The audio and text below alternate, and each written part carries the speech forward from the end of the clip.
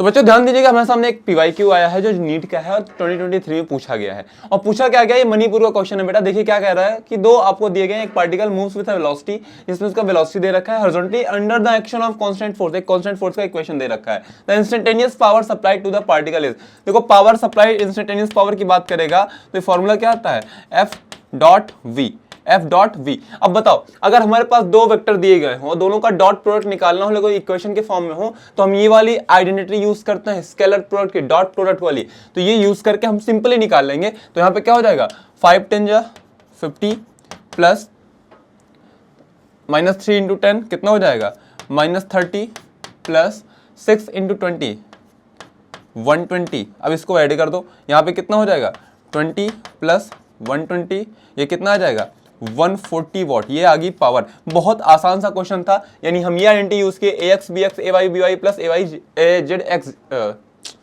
हम ये वाली आइडेंटिटी यूज किए कौन सी, A डॉट B का हमने निकाल लिया डॉट प्रोडक्ट, और यहाँ पे क्या हो जाएगा AX BX plus AY BY plus AZ BZ, और यही आपका आंसर हो जाएगा कितना 140 वॉट। बहुत आसान सा है, डॉट प्रोडक्ट आप इजिली सॉल्व कर सकते हैं।